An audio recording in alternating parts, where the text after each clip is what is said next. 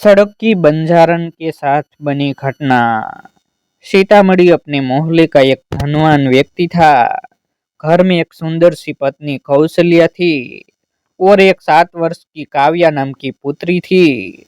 सीतामढ़ी हमेशा ही गरीबों से दूरी बनाकर रखता था। उसे गरीबों से बहुत नफरत थी। उसके आंगन में समसमाती एक सफेद रंग की कार हमेशा खड़ी रहती थी। चांदनी चौक में उसका प्रॉपर्टी डीलर का काम था। दुकान पर कभी कभी सप्ताह तक तो मक्खियां मारता और कभी कभी मकान खरीदने और बेचने पर एक ही झटके में 10 या 5 लाख रुपये कमीशन के तौर पर कमा लेता था। घर से चांदनी चौक जाने में उसे अपनी कार से 12 किलोमीटर का समय लगता था।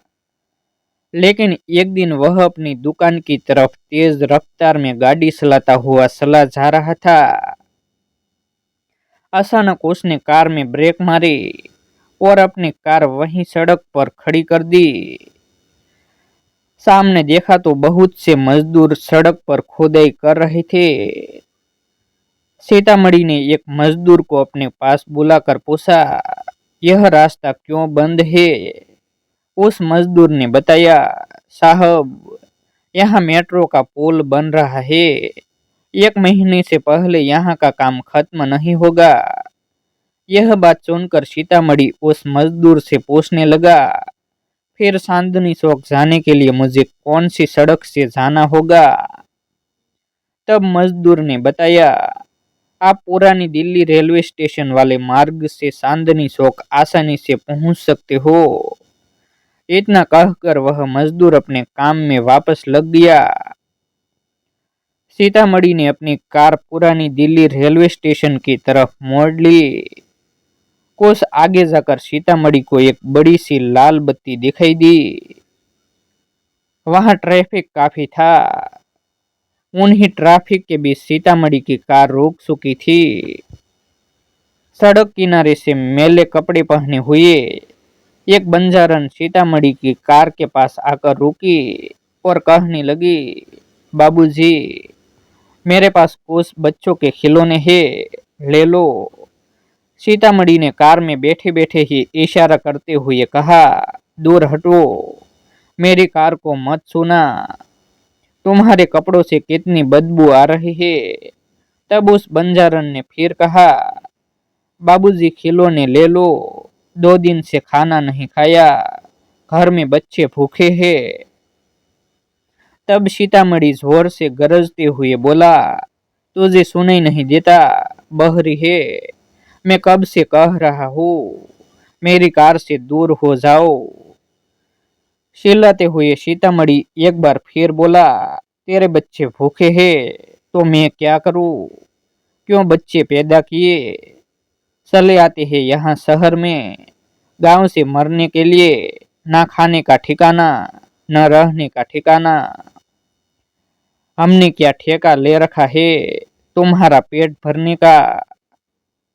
अब तक हरी बत्ती हो चुकी थी और सीतामढ़ी अपनी चांदनी चौक वाली दुकान की तरफ चल पड़ा। अगले दिन सुबह सीतामढ़ी को उसी लाल बत्ती पर वह बंजारन फिर मिली।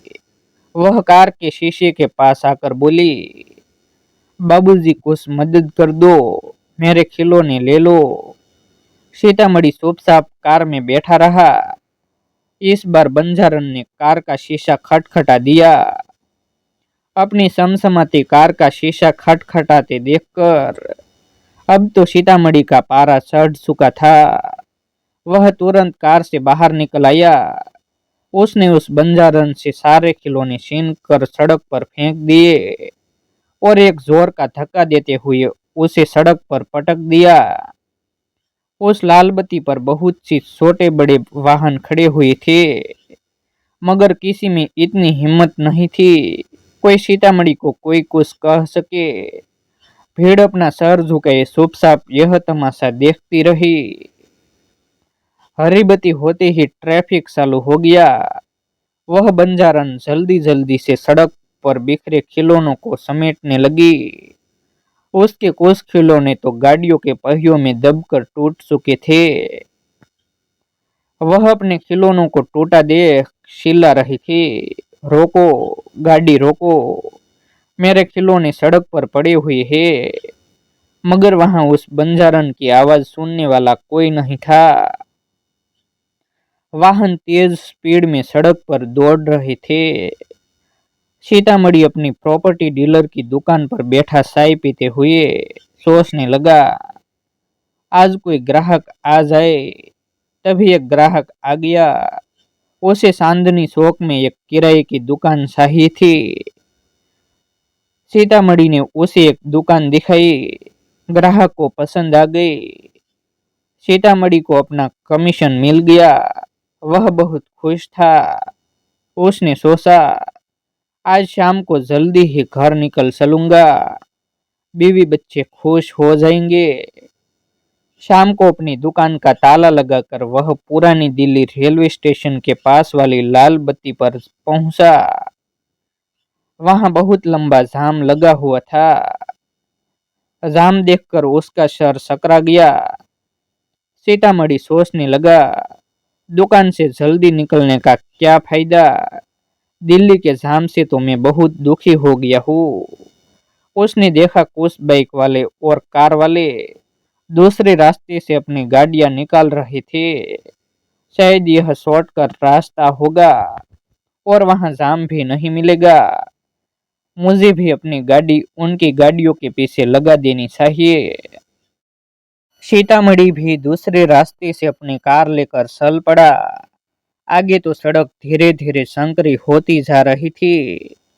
बाइक वाले तो निकल गए, लेकिन कार वाले वहां फंस गए। अब कार पीछे भी नहीं हो सकती थी, क्योंकि उसके पीछे भी दो और कार आकर लग चुकी थी। आधा घंटा हो गया कार में बैठे बैठे।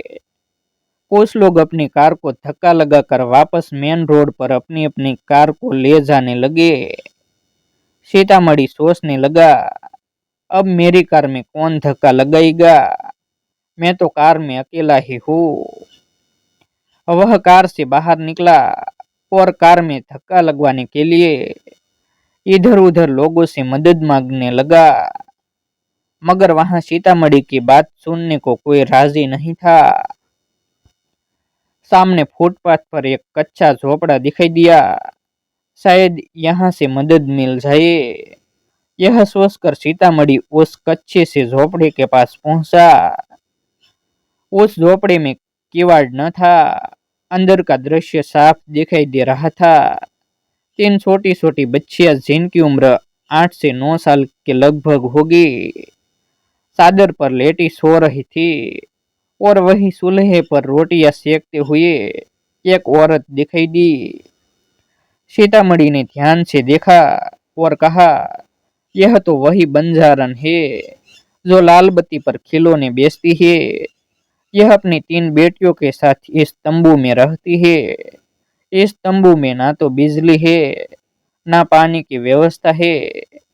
बड़े बड़े और मोटे मोटे मच्छरों ने घर पर कब्जा किया हुआ था।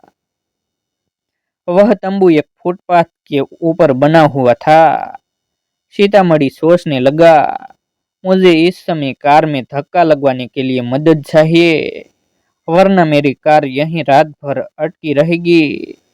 सीतामढ़ी ने आवाज लगाते हुए उस बंजारन से कहा, जी मेरी गाड़ी खराब हो गई है, बाहर सड़क पर फंसी हुई है। क्या इस घर में कोई मर्द है जो मेरी सहायता कर सके। बंजारन ने मुड़कर देखा तो वही कार वाले साहब खड़े हुए थे। बंजारन ने तुरंत अपनी तीनों बच्चियों को उठाया और कहा, जाओ साहब की मदद करके आओ। तीनों बेटियां सादर से उठकर कहने लगी, चलो बाबूजी, हम आपकी मदद करते हैं।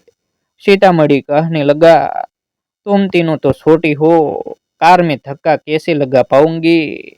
तब बंजारन बोले, साहब हमारी बेटियां किसी शोरों से कम नहीं है। सीतामढ़ी के पास अब कोई सहारा भी न था। वह उन तीनों बेटियों को अपने साथ ले गया। तीनों बेटियों ने सीतामढ़ी के साथ मिलकर कार में धक्का लगाकर कार को गली से बाहर मेन रोड तक पहुंचा दिया। सीतामढ़ी ने अपनी जेब से 5 रुपये निकालकर उन्हें देते हुए कहा, रख लो, तुम्हारा इनाम है।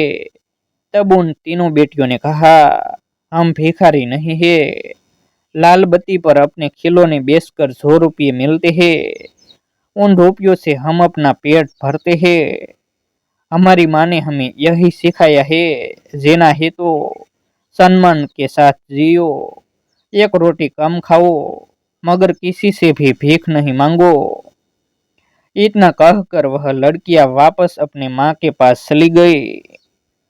सीतामढ़ी अपनी कार लेकर घर लौटा। अगले दिन उसे लाल बत्ती पर वह बंजारन फिर मिली। इस बार सीतामढ़ी ने बंजारन को अपने कार के नजदीक बुलाते हुए इशारा किया, मगर वह बंजारन नहीं आई। तब सीतामढ़ी कार से उतरकर उस बंजारन के पास जाकर कहने लगा, मुझे खिलौने खरीदने हैं, कितने रुपये के दोगी? बंजारन सारे खिलौनों के एक एक करके दाम बताने लगी। तब सीतामढ़ी ने उस बंजारन से एक सवाल पूछा, दिन भर तुम कितना कमा लेती हो? तब बंजारन ने उत्तर दिया, साहब, किसी किसी दिन हमारे खिलौने नहीं बिकते और हमें घर पर भूखा ही रहना पड़ता है। आप जैसे अमीर जब हमारे खिलौने खरीद लेते हो तो हमारे घर पर चूल्हा जलता है और हमारे बच्चे पेट भर के खाना खाते हैं। बिहार में हमारा भी हंसता खेलता परिवार था, मगर अचानक एक दिन बाढ़ आई और उस बाढ़ में मेरे पति की अकाल मृत्यु हो गई। जब बाढ़ का पानी नहीं सूखा तो मैं अपनी तीनों बेटियों को लेकर दिल्ली चली आई। किसी ने कहा था कि दिल्ली चली जाओ, वहां तुम्हें रहने के लिए ठिकाना और रोजगार मिल जाएगा। लेकिन जब मैं अपनी बच्चियों को लेकर दिल्ली आई तो दर दर भटकती रही, किसी को दया नहीं आई। मुझ जैसी अकेली और बेसहारा औरत को देखकर सब मेरे जिस्मों को नोचना चाहते थे, पैसे देकर मेरे जिस्मों को खरीदना चाहते थे, मगर मैं एक भले घर की लड़की हूँ। अपना जिस्म बेचकर 2 रोटियां कमाने का शौक नहीं है, लेकिन इस शहर में रात के अंधेरे में भूखे भेड़ियों की तरह कुछ हैवान मेरे जिस्म से खेलना चाहते हैं, मेरे आबरू को तार तार कर देना चाहते हैं। लेकिन मेरे माता पिता ने बचपन से यही सिखाया है, एक रोटी सूखी मिल जाए मगर इज्जत की रोटी हो। मैं मान सम्मान के साथ जीना चाहती हूँ और अपनी बेटियों को भी पढ़ा लिखा कर होनहार बनाना चाहती हूँ। भले ही आप जैसे अमीर लोग मेरे खिलौने ना खरीदे, हमें खाने को रोटी ना मिले, लेकिन मैं अपनी बेटियों का पेट भरने के लिए अपना जिस्म नहीं बेचूंगी। चाहे मुझे सड़कों पर खुदाई करनी पड़े, मेहनत मजदूरी करनी पड़े, पसीना बहाना पड़े, चाहे तपती धूप में खड़े होकर यह खिलौने ही न बेचने पड़े। बंजारन की बात सुनकर सीतामढ़ी ने उसके सारे खिलौने खरीद लिए और अपनी कार में बैठकर चल पड़ा। कार चल रही थी और सीतामढ़ी सोच रहा था, इस दुनिया में कितना दर्द है। हम जिन्हें गरीब समझते हैं, कीड़ा मकोड़ा समझते हैं, वह लोग भी आत्मसम्मान के साथ जीना चाहते हैं। इसीलिए आंधी में, तूफान में, बरसात में लाल बत्ती के चौक पर खड़े होकर वह अपने खिलौने बेचते हैं और हम उन्हें धुतकार देते हैं। सीतामढ़ी ने घर आकर यह बात अपनी पत्नी कौशल्या को बताई तो कौशल्या की आंख से आंसू आ गए। उसने कहा, हमारी छत के ऊपर 3 कमरे बने हुए हैं, बिल्कुल खाली पड़े हुए हैं। हमारे पास रुपये पैसों की कोई कमी नहीं है। मैं चाहती हूँ तुम उस खिलौने बेचने वाली को अपने घर ले आओ। वैसे भी हमें एक नौकरानी की जरूरत है। वह हमारे घर रहकर हमारे घर का कामकाज संभालेगी और उसे रहने के लिए छत भी मिल जाएगी।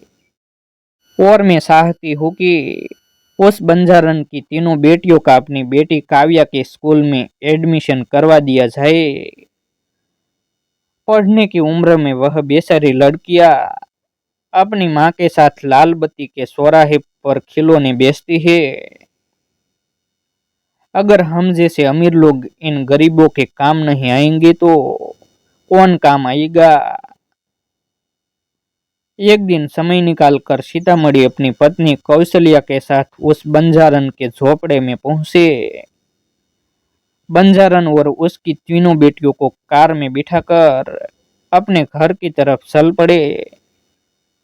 दिन बीतते चले गए और वह बंजारन सीतामढ़ी के घर पर एक नौकरानी का काम करने लगी और उसकी तीनों बेटियां काव्या के साथ स्कूल जाने लगी। तीनों पढ़ने लिखने में बहुत होशियार थी। इस घटना को सुनने के बाद पूरे मोहल्ले में सीतामढ़ी का और भी मान सम्मान बढ़ गया। बेसहारा और बेघर लोगों को सहारा देना आज के जमाने में किसी के बस की बात नहीं है। लेकिन यह कारनामा सीतामढ़ी और उसकी पत्नी कौशल्या ने कर दिखाया। मोहल्ले के लोगों ने जब सीतामढ़ी से इस घटना का जिक्र किया तब सीतामढ़ी ने मोहल्ले के लोगों को बताया, हम लोग जब अपनी महंगी महंगी बड़ी बड़ी कारों से कहीं घूमने जाते हैं, कार्यालय ऑफिस जाते हुए लाल बत्ती पर कितने ही मासूम बच्चों को खिलौने बेचते हुए देखते हैं और हम उन्हें देखकर अपना मुंह फेर लेते हैं। हम अपने बच्चों को तो पढ़ाना लिखाना चाहते हैं, होनहार बनाना चाहते हैं, मगर हमें उन बच्चों से कोई लेना देना नहीं जो सड़कों और फुटपाथों पर पलते हैं। वह किस तरह का जीवन जी रहे हैं, किन कष्टों में अपना जीवन गुजार रहे हैं, हमें तनिक भी उनकी परवाह नहीं। यही समाज की विडंबना है। हम सिर्फ अपने लिए जीते हैं, अपने बच्चों के लिए जीते हैं, औरों से हमें क्या। हम अमीरों को एक बार गरीबों के घर में जरूर जाकर देखना चाहिए। शायद हमारी एक पहल से उनका जीवन संवर जाए, उन्हें भी जीने का एक मौका मिल जाए। शहरों के बने फुटपाथों पर लोग कितना दर्दनीय जीवन जी रहे हैं। अगर हम उन्हें सहारा नहीं दे सकते तो कम से कम उनका सामान खरीद कर उन्हें आत्मसम्मान से जीने का एक मौका तो जरूर दे सकते हैं। सीतामढ़ी की बात सुनकर मोहल्ले के सभी लोगों ने एक साथ कहा, शहरों की लाल बत्ती पर अगर हमें कोई गरीब सामान बेचते हुए नजर आए तो हम अवश्य खरीदेंगे। शायद हमारे कुछ रुपयों से उनके घर का चूल्हा जल सके। ऐसे ही नए नए प्रेरणादायक वीडियो देखने के लिए हमारे YouTube चैनल सब्सक्राइब करें, वीडियो को लाइक करें और अपने मित्रों के साथ शेयर करें।